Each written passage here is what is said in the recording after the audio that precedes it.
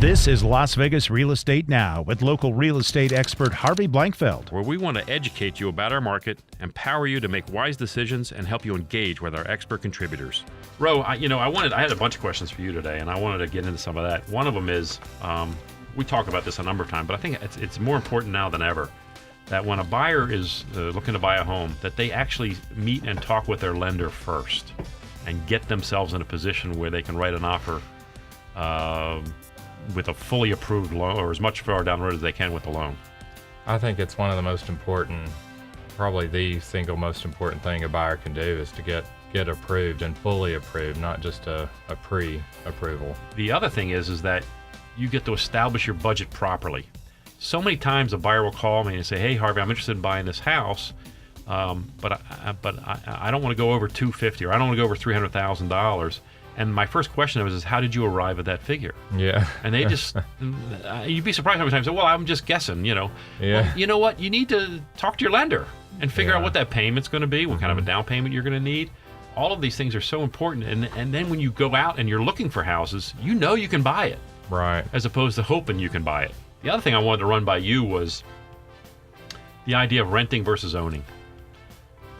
I think particularly a lot of our younger people still are not ready to commit to purchasing a home because they feel like, they've seen the horrors that we had in the mid-2000s. Those were horrible. People lost their homes, so they were financially devastating. But I don't think what they realize is the tremendous advantage of owning versus renting, particularly now as rents are going up pretty dramatically. Well, the thing is they can buy and probably, not probably, they'll have more of a house for their money versus the apartment. Yep. And we're seeing the payments really close to the same. So yeah, as apartments get more expensive, buying a home with the same payment as an apartment, and now you're taking in, you're paying your own mortgage as opposed to somebody else's. To me, that's the most important line in this whole process to say, hey, I'm putting money towards my future, not the landlord's future. When you're qualified for a loan, how long does that qualification last before you have to get it refreshed?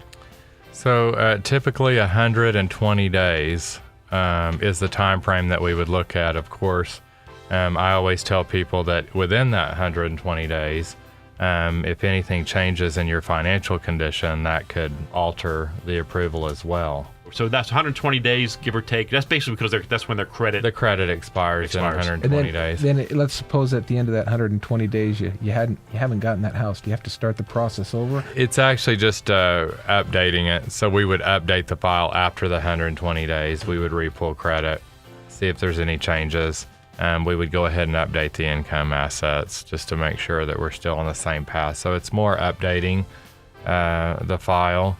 But typically things don't change a whole lot with people for the most part. But there are the isolated cases where there can be some changes and some that are not controllable. This has been Las Vegas Real Estate Now. Thanks for listening. And remember to tune in every Tuesday morning at 9 a.m. on 101.5 FM, 720 a.m. KDAWN.